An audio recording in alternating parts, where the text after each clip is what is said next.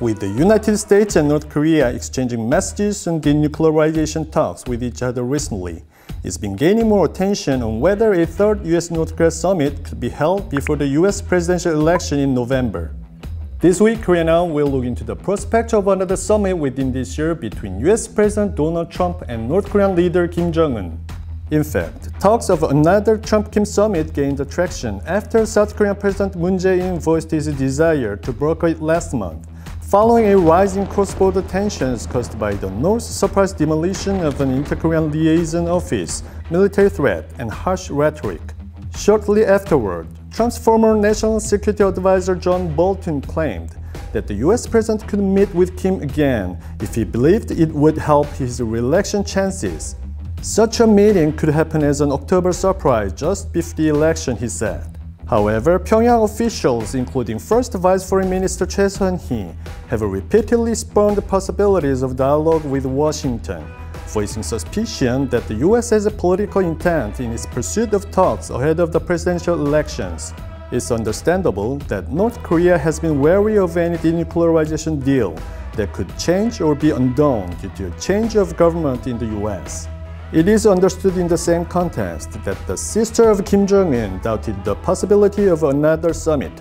Kim Yo-jong said that another summit between Kim and Trump is neither needed nor beneficial if the US does not show decisive change in its negotiation stance, according to the North's official Korean Central News Agency. The remarks by the powerful sister of the North Korean leader came after Trump showed openness to another summit, and US Secretary of State Mike Pompeo expressed hope for continuing talks with North Korea.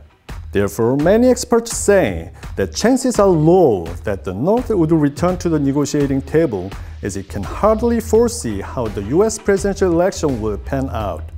But what about focusing more on the other part of Kim Yo-jong's recent statement?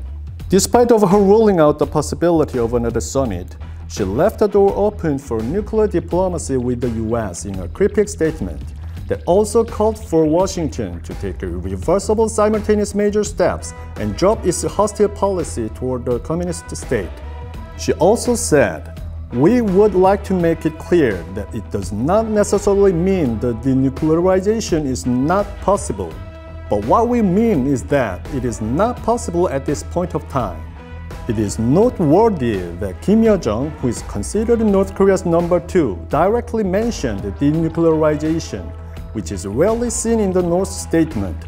And she said she had watched the July 4th Independence Day celebration in the US on television and was given permission by her brother to personally obtain for sure the DVD of the celebration in the future, which is considered the most interesting and conciliatory gesture in this statement.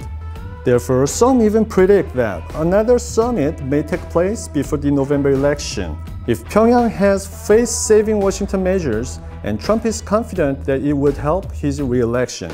Kim Yo-jong also said that a surprise thing may still happen depending upon the judgment and decision between the two top leaders. But Pompeo said Wednesday that President Trump would hold another summit with Chairman Kim only if the two sides are likely to make progress on the agreement they reached during their first summit in Singapore. What are your thoughts on this? Please let me know in the comments below, and thank you for watching Korea Now.